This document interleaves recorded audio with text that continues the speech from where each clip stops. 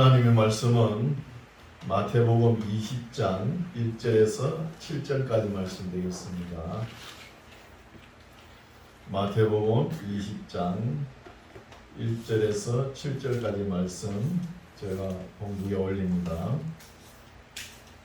천국은 마치 품꾼을 얻어 포도원에 들여보내려고 이른 아침에 나간 집 주인과 같으니 저가 하루 한 데나리온씩 품꾼들과 약속하여 포도원에 들여보내고 또 제3시에 나가보니 장터에 놀고 섰는 사람들이 또 있는지라. 저희에게 이르되 너희도 포도원에 들어가라. 내가 너희에게 상당하게 주리라 하니 저희가 가고 제6시와 제9시에 또 나가 그와 같이 하고 제11시에도 나가보니 섰는 사람들이 또 있는지라. 가로되 너희는 어찌하여 종일토록 놀고 여기 있었느냐. 가로되 우리를 품꾼으로 쓰는 이가 없음이니이다. 가로되 너희도 포도원에 들어가라 하니라. 아멘. 할렐루야. 네, 반갑습니다. 날씨가 이제 비가 좀 오니까 습기가 많네요. 건강 조심하시기 바랍니다. 또 우리 하나님께서 비를 안 주시면 모든 곡식도 안 되죠. 또 우리가 먹을 것도 없는 거예요. 그러면 또 비가 안 오는 것도 감사하고 비가 오는 것도 감사하시기 바랍니다. 네, 오늘 말씀은 하나님의 포도원이라는 말씀으로 은혜 받고자 합니다. 20장 1절 천국은 마치 품꾼을 얻어 포도원에 들여보내려고 이렇게 말씀하시죠. 우리가 하늘의 언어를 이 땅에 사람들에게 표현하려고 하니까 하늘에는 명사가 없는가 봐요. 이 땅에서 사용하는 명사가. 그래서 우리 예수님께서 천국의 말을 하시려고 하는데 이 땅에 있는 사람들이 잘 못 알아들으니까 마치 뭐 같더라 이렇게 표현을 하시는 거예요. 우리나라에도 보면은 지금 세계화가 됐으니까 영어가 안 통하는 데가 없죠. 우리나라 초창기에 라디오가 들어올 때 그 우리나라 말로 표현할 게 있습니까? 어렵잖아요. 소리통이라 이렇게 하지도 못하고. 그러니까 그냥 받아들이는 것이죠. 여기서 마태는 천국이라는 단어를 그대로 하늘나라, 킹덤 오브 헤븐 이렇게 번역을 해버렸어요. 그래 누가는 어때요? 하나님의 나라 이렇게 번역했죠. 이게 맞는 말이죠. 하늘나라보다도 하나님의 나라. 그래서 천국은 마치 품꾼을 얻어 포도원에 들여보내려고 이른 아침에 나간 집 주인과 같다는 거예요. 천국을 비교하기를. 그렇죠? 그래서 우리가 그때 제가 어릴 때 시골에서 자랐거든요. 그때는 남의 집에 일을 가려 그러면은 새벽밥 먹고 일을 하러 가시더라고요. 새벽밥 먹고. 그런데 오늘날은 어때요? 출근 9시까지 하잖아요. 좀 현장에는 한 7시부터 일을 시작하죠. 그래서 포도원에 들여보내는 집주인은 더 일찍 나가야 되겠죠. 일찍 나간 사람이 있고 2절 제가 일찍 나간 사람이 하루 한 데나리온씩 품꾼들과 약속하여 포도원에 들여보내고 또 제3시 아침 9시죠. 3시에 나가보니 장터에 놀고 섰는 사람들이 또 있는지라. 저희에게 이르되 너희도 포도원에 들어가라.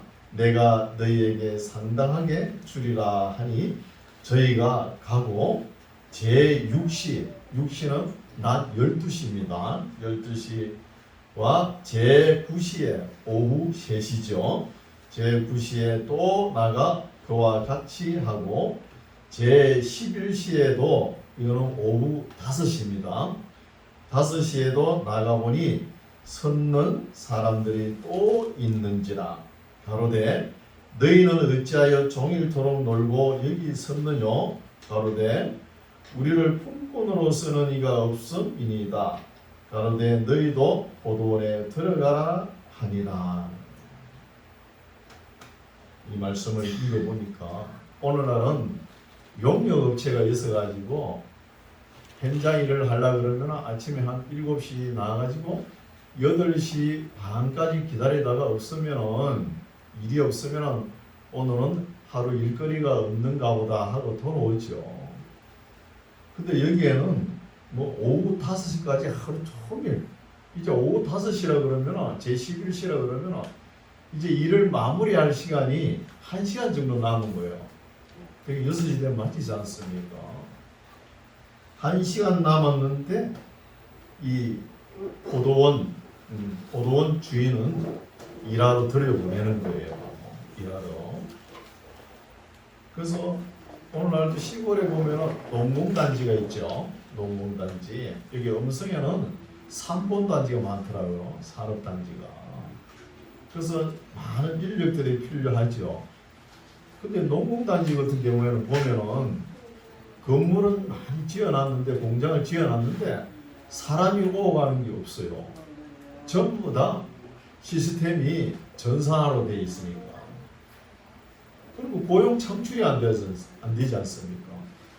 그래서 국가에서 제안하는 게 고용 없는 성장, 이렇게 또 이야기하죠. 이게 좋은 게 아니잖아요. 사람들의 일자리가 많아야 되는데 갈수록 시대가 뭐 최첨단 시대를 맞이해가지고 갈수록 없어지는 거예요. 하루에 일 노동자가 아침에 일찍 일하러 갔는데 일이 없어 보시오. 얼마나 허망하겠습니까? 일이 없으면. 여러분 공무원이나 뭐 행정직에 일에 근무하신 분들은 정년퇴임 하잖아요. 정년퇴임 하면은 기술직과 전문직하고 좀 다르죠. 전문직 사람들은 나오면은 그래도 개인 업체에 취업을 할 수 있어요. 정년퇴임하고도. 그러나 이 행정직에 있는 사람들은 일할 곳이 없는 거예요. 아침에 눈 뜨고 식사하고 출근할 수 있는 것이 그렇게 그리운 거예요.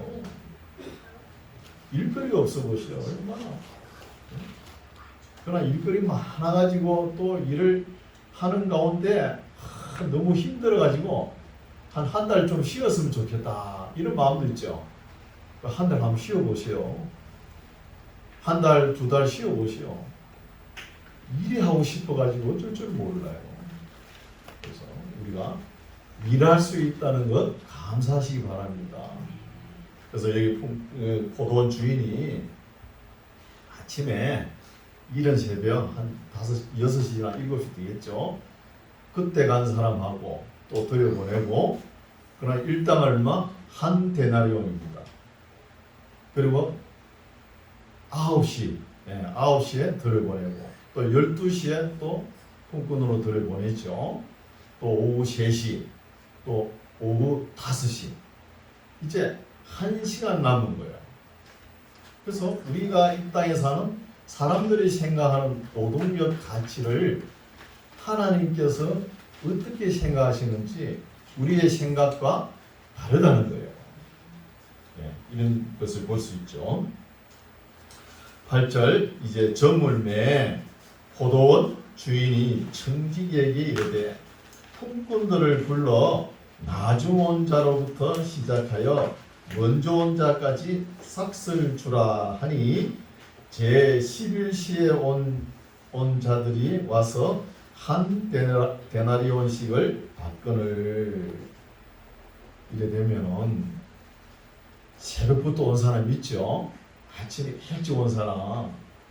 이거 11시라 그러면은 오후 5시에 들어온 사람이에요. 일하러. 이 사람 입장에는 어떤 마음을 가지겠어요? 내가 오후 5시에 일터에 들어갔으니까 이제 1시간 남았는데 하루 품삯을 받을 생각은 안 하겠죠. 안 하고 또 집에 가면은 부인한테 혼날 거 생각하고 이런저런 생각이 많을 거예요. 그런데 일을 다 마치고 나서 하루 품삯을 주는 거예요. 하루 품삯을. 그러면은 아침부터 일찍 온 사람은 나는 더 받을 것이다 이런 마음을 가지겠죠. 가지는데 10절 보십시오. 먼저 온 자들이 와서 더 받을 줄 알았더니 저희도 한 데나리온씩 받은지라 받은 후 집 주인을 원망하여 가로되 나중 온 이 사람들은 1시간만 일을 하였거늘 저희를 종일 수고와 더위를 견딘 우리와 같게 하였나이다. 그래서 불평하지요. 불평할 만합니다. 어떻게 같을 수가 있습니까? 1시간 일한 거하고 하루 종일 아침부터 와가지고 일한 사람하고 새벽밥 먹고 온 사람하고 똑같이 주면 안 되잖아요. 그런데 하나님은 주시는 거예요. 하나님 주십니다. 13절 주인이 그 중에 한 사람에게 대답하여 가로되 친구여 내가 네게 잘못한 것이 없노라 너가 나와 한 데나리온의 약속을 하지 아니하였느냐 너 것이나 가지고 가라 나중 온 이 사람에게 너와 같이 주는 것이 내 뜻이니라는 거야. 내 것 가지고 내 마음대로 주는데 왜 그래 말이 많냐 이 말이죠. 하나님께서 15절 내 것을 가지고 내 뜻대로 할 것이 아니냐 내가 선함으로 너가 악하게 보느냐. 이 말씀은 우리 마음속에 참 와닿는 게 많지요. 16절 이와 같이 나중된 자로서 먼저 되고 먼저 된 자로서 나중되리라. 이게 뭐예요? 하나님의 나라 법칙입니다. 하나님의 나라. 우리 사람들이 생각할 때는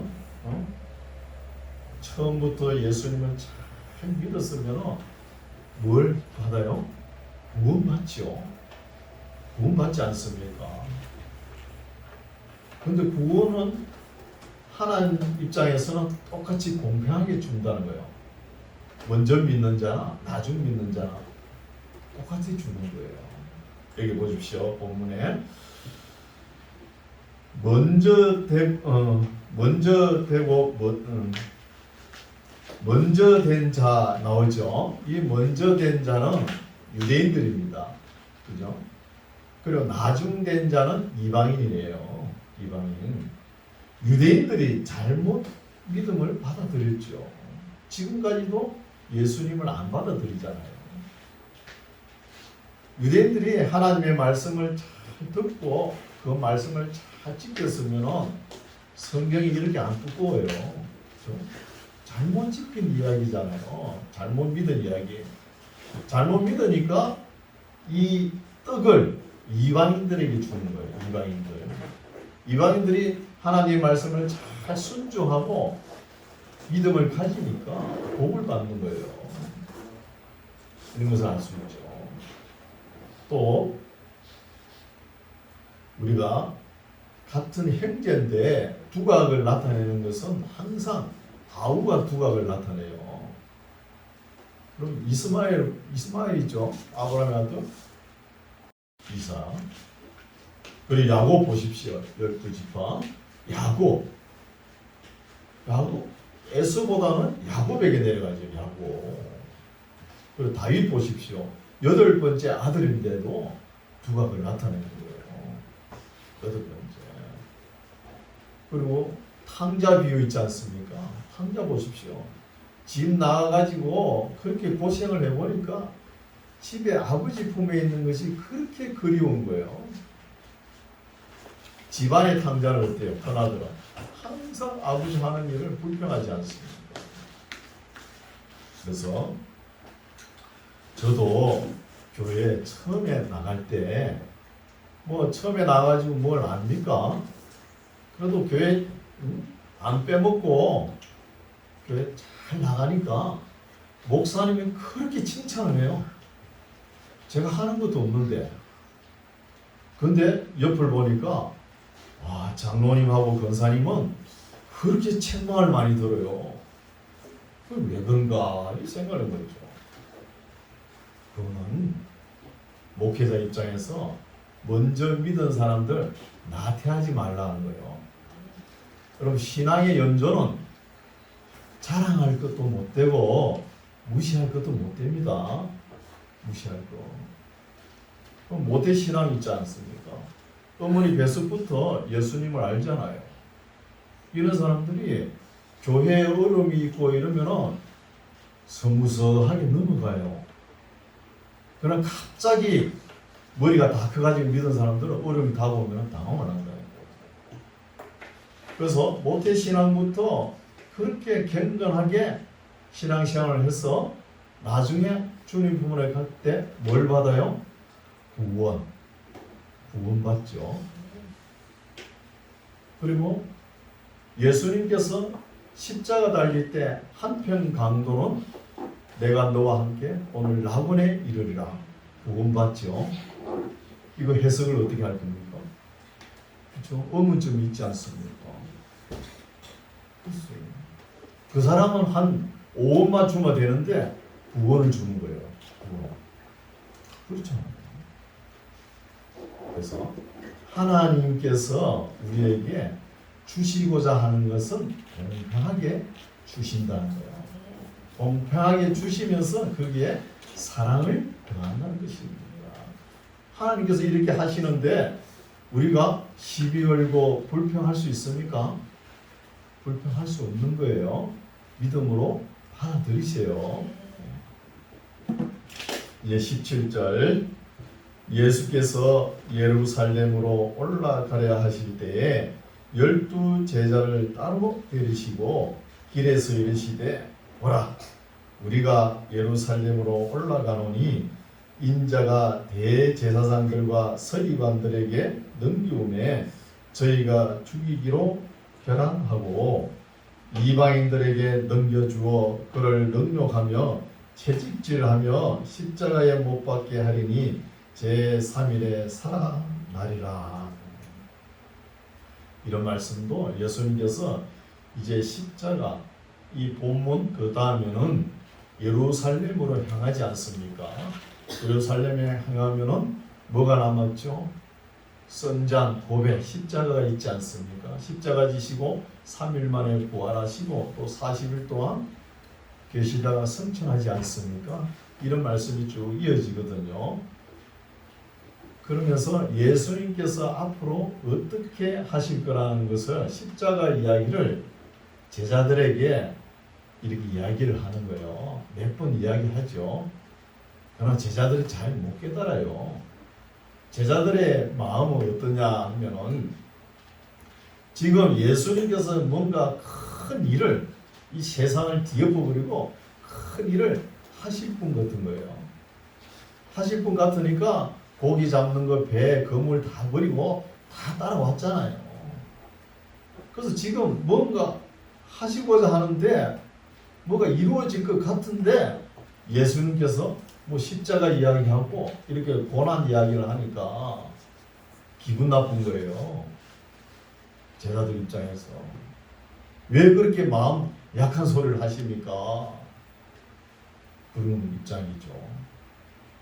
그래서 예수님께서도 이렇게 상세하게 십자가 사건을 설명하지 않습니다. 그냥 알아듣든지 말든지 이렇게 던져주는 거예요.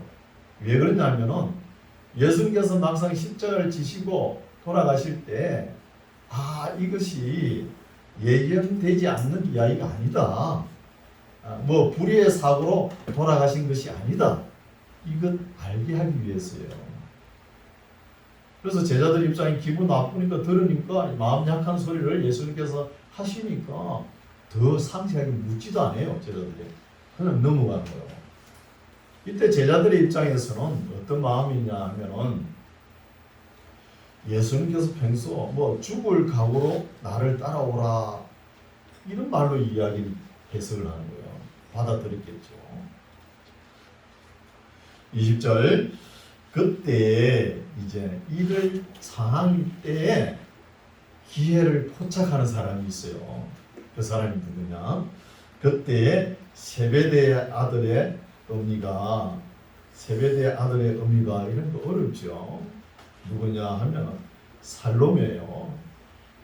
이 사람은 예수님의 공생의 3년 동안 그 재정적 어려움을 많이 뒷바라지하는 거예요. 필요한 것을. 또 한 사람도 있죠. 막달라 마리아하고 살로메가 예수님의 공생 때 그 물질적으로 재정적으로 많이 도움을 주죠. 도움을 주면서 내 두 아들 야고보와 요한을 세상 이야기로 출세 좀 시켜볼까 이런 마음으로 하는 거예요. 그래 자녀들 교육도 시키는 것이죠. 예수님에게 보내가지고 배우게 하고. 그래서 예수님께서 큰 일을 거사를 일으키면은 큰 일을 이루었을 때 우편에는 좌편에는 내 아들을 앉혀달라는 거예요. 안목이 있죠, 그죠? 나름대로 자식들 교육도 시키고 앞을 내다보는 안목이 있는 거예요. 그러면서 그때 세베대의 아들의 의미가 그 아들들을 누구죠? 야고보와 요한 데리고 예수께 와서 절하며 무엇을 구하니? 21절 예수께서 가라사대 무엇을 원하느뇨? 가로되 이 나의 두 아들을 주의 나라에서 하나는 주의 우편에 하나는 주의 좌편에 앉게 명하소서 하는 거예요. 그래도 이 살로메 여인은 그래도 재정적 여유가 있으니까 내 두 아들 야고보와 요한을 예수님께서 큰 일을 이루시면 우편에 좌편에 앉혀달라고 구할 수도 있죠. 재정적으로 기여를 했으니까. 그럼 베드로는 어때요? 베드로는 아무것도 없어요. 처가살이 하잖아요. 그것도 지 동생 안드레 데리고 처가살이 한 주제잖아요. 그 베드로는 말을 못하는 거죠. 그래서 이렇게 살로메가 이렇게 이야기해놓고 많이 후회했을 거예요. 그 뒤에 보십시오. 예수께서 대답하여 가라사대 너희 구하는 것을 너희가 알지 못하는도다. 알지 못하죠. 예수님께서 지금 어디로 가려고 하는 거예요? 십자가 지시로 가시잖아요. 그걸 모르니까 이렇게 부탁을 하는 거예요. 나의 마시려는 잔을 너희가 마실 수 있느냐? 저희가 말하되 할 수 있나이다. 아무것도 모르면서 또 할 수 있나이다 그랬죠. 왜 그러냐? 내가 재정적으로 기여도 하고 내 아들들을 출세를 시켜야 되는데 선수를 빼앗기면 안 되잖아요. 그럼 먼저 선수를 치는 거예요. 그래서 여기는 저희가 하면은 살로메 그죠? 하고 야고보 요한이겠죠. 저희가 말하되 할 수 있나이다. 23절 가라사대 너희가 과연 내 잔을 마시려니와 이 잔이 뭐였죠? 십자가 보배죠. 쓴 잔 마시려니와 내 좌우편에 앉는 것은 나의 줄 것이 아니라 내 아버지께서 누구를 위하여 예비하셨든지 그들이 얻을 것이니라. 그러니까 좀 허망하겠죠. 좌편에 누구 이렇게 배치를 했으면 될 텐데 그렇지 않죠. 이것은 내가 할 수 있는 것이 아니고 내 아버지 하나님께서 하실 것이니까 누구에게 주는 건지 모르겠다. 알쏭달쏭하게 이야기하죠. 이래 하니까 24절 열 제자가 듣고 그 두 형제에 대하여 분이 여기거든. 똑같죠. 뭐 다 출시하려고 따라갔다는 것이죠. 분이 여기죠. 그렇죠? 분이 여기거늘 예수께서 제자들을 불러다가 가라사대 이방인의 집권자들이 저희를 임의로 주관하고 여기 단어 보면은 임의로 주관하는 단어가 있죠. 이거는 들으면 기분 나쁜 단어죠. 그리고 우리가 사람에게 조그마한 권력, 능력을 손에 쥐어 보시오. 사람들을 그죠? 억압하고 그죠? 탄압하고 이래가지고 사람의 인격을 유린할 수 있는 거예요. 인권 유린이 될 수 있는 거예요. 이게 임의로 주관한 자들이죠. 우리나라에도 군사 독재 시대를 거쳐왔잖아요. 짐 바브에 이 사람은 국민들의 그 무식한 그 수준을 이용해가지고 29년이나 그 긴 시간 독재를 하는 것을 볼 수 있죠. 또 일본 사람 보십시오.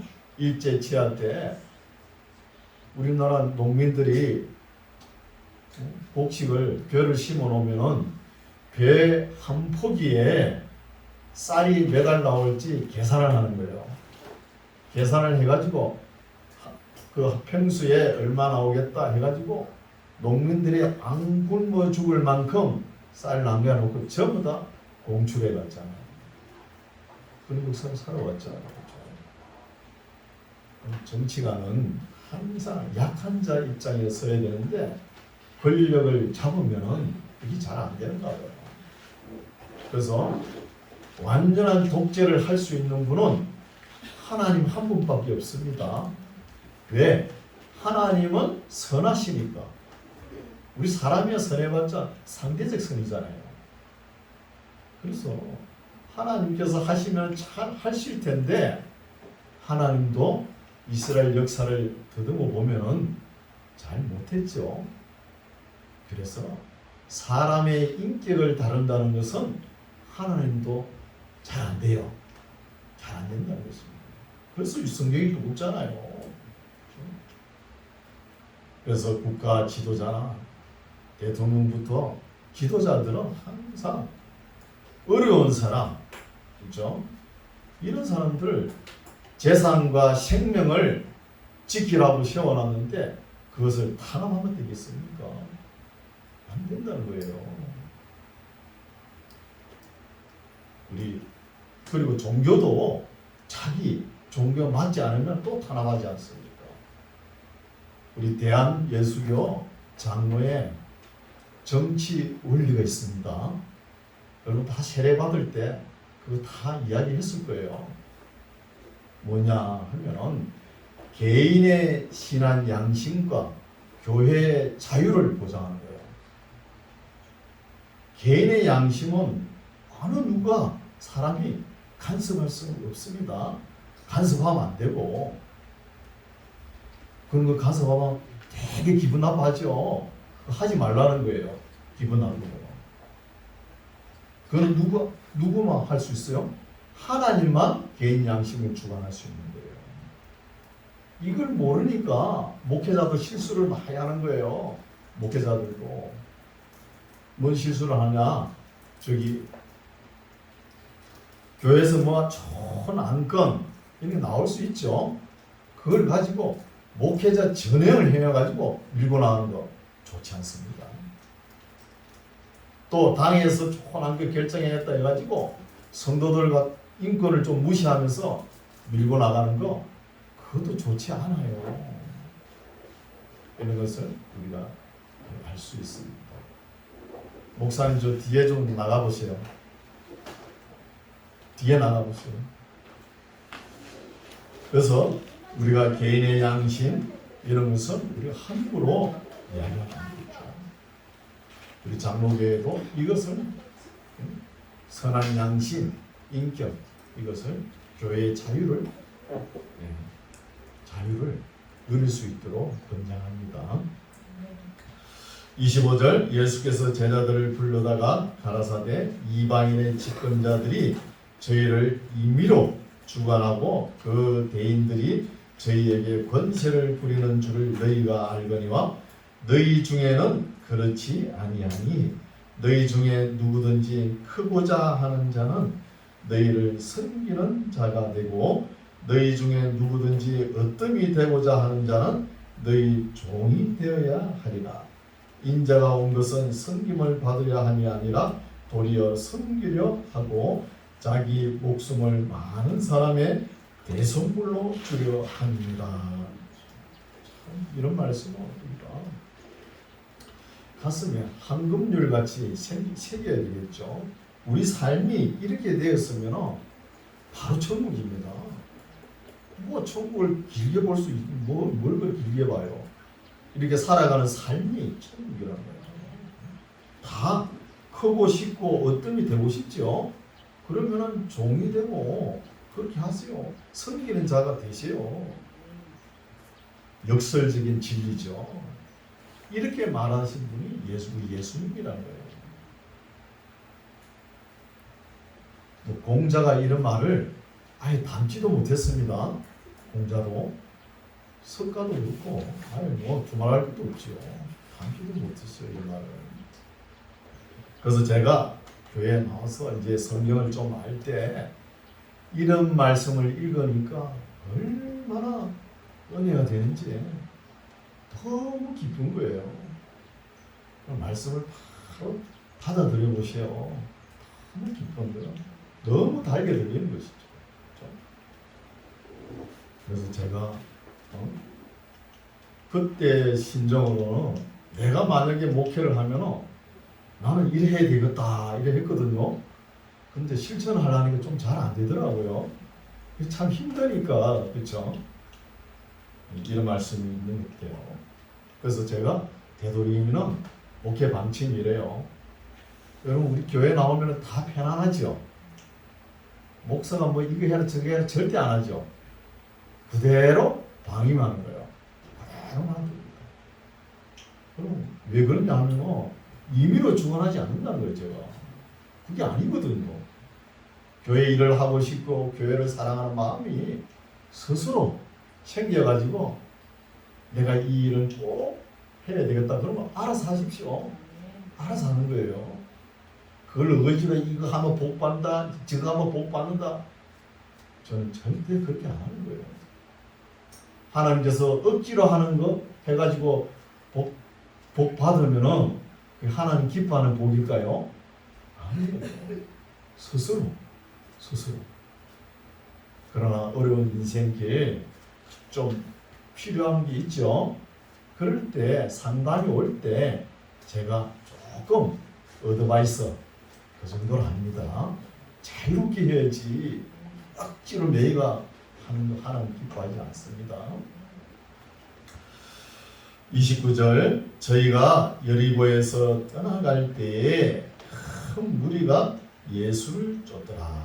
이 말씀도 우리가 다시 한번 읽어야 되겠죠. 이때 예수님께서 여리고로 지나가실 때 그때 두 소경이 나타나거든요. 그러면은 여리고에서는 사건이 하나 더 있어요. 세리 삭개오 사건이 하나 더 있거든요.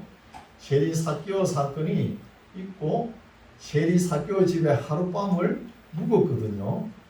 하룻밤을 자고 그 다음날 이제 예루살렘을 향해서 가는다는 말씀이죠. 저희가 여리고에서 떠나갈 때에 주무시고 떠나갈 때에 큰 무리가 예수를 쫓더라. 소경 둘이 길가에 앉았다가 예수께서 지나가신다 함을 듣고 소리 질러 가로되 주여 우리를 불쌍히 여기소서 다윗의 자손이여 하니 무리가 꾸짖어 잠잠하라. 이거 보나마나 또 베드로가 그랬겠죠. 시끄럽게 하니까 좀 조용히 해라. 잠잠하라 하되 더욱 소리 질러 가로되 주여 우리를 불쌍히 여기소서 다윗의 자손이여 하는지라. 예수께서 머물러 서서 저희를 불러 가라사대 너희에게 무엇을 하여 주기를 원하느냐. 기도를 두리뭉실하게 하지 말고 좀 구체적으로 해봐라. 무엇을 주기를 원하느냐는 거예요.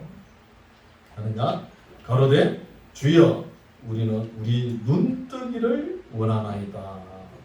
다른 복음서에 보면은 보기를 원하나이다 그렇죠. 그게 더 번역이 더 좋죠. 눈 뜨고도 못 보는 사람 있잖아요. 그렇죠?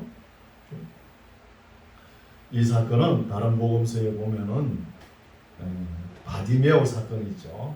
바르디메오. 그 서양 유럽 사람들이 이름을 지을 줄 몰라요. 바르 디메오, 디메오의 아들이라고. 우리나라는 어때요? 이름 석자지만, 알지? 성하고 석자지만 한자이면 두자잖아요, 그렇죠? 그래도 다 구분할 수 있잖아요.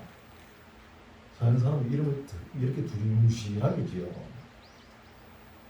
바르 나바스, 바나바, 위로의 아들, 또 바라바. 이건 뭐예요? 아빠의 아들. 누가 아빠의 아들 아닌 사람이 어디 있어요? 이름을 이렇게 지을 줄 모르는 거예요. 이름을.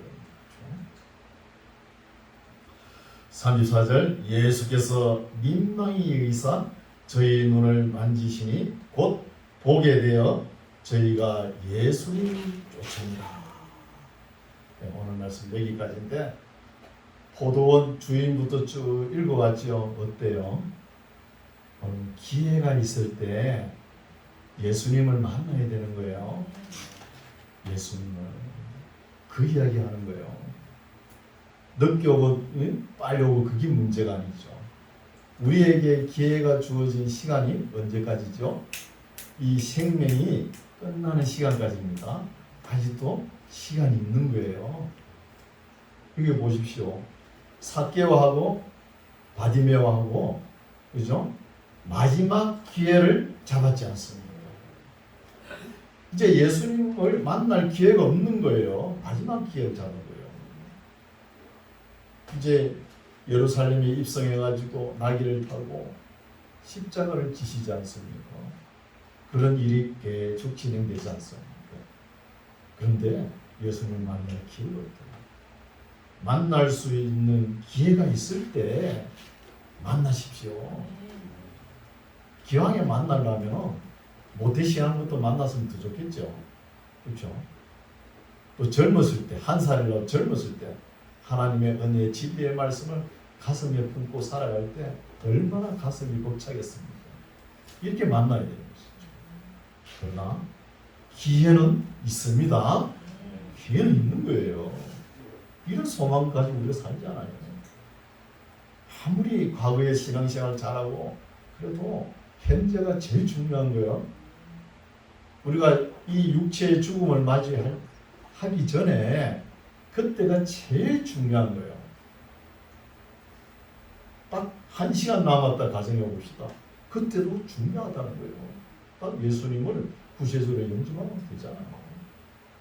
예수님 십자가 사건 때 한편 감도 보십시오. 그때 예수님을 영접하지 않습니다. 이런 기회가 있을 때 놓치지 마시기 바랍니다.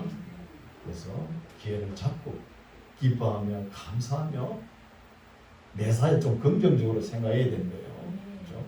나는 안 되고 안 된다. 왜 이런다? 그런 말 필요 없는 거예요. 우리 그리스도인은 그렇죠? 앞으로 나가기 바쁜데 맨날 과거에 매여가지고 그런 말 하고 있으면 안 되죠. 기쁨으로 신앙생활하는 저와 여러분 되시기 바랍니다. 하나님 아버지 감사합니다. 오늘 주님께서 포도원의 일꾼들을 들여보내시고 나중에 온 사람들에게도 꼭 필요한 만큼 공급하시는 말씀과 나중된 사람이 먼저 된다는 진리와 우리 주님 나라의 법칙이 크고자 하는 자가 섬기는 자가 되고 어떤이 되고자 하는 자는 종이 되어야 한다는 진리의 말씀을 살펴보았습니다. 은혜 받을 만한 때가 다시 오지 않을 수 있기 때문에 기회가 왔을 때 놓치지 않는 하나님의 사람들 다 되게 하옵소서. 예수님 이름으로 기도드립니다. 아멘.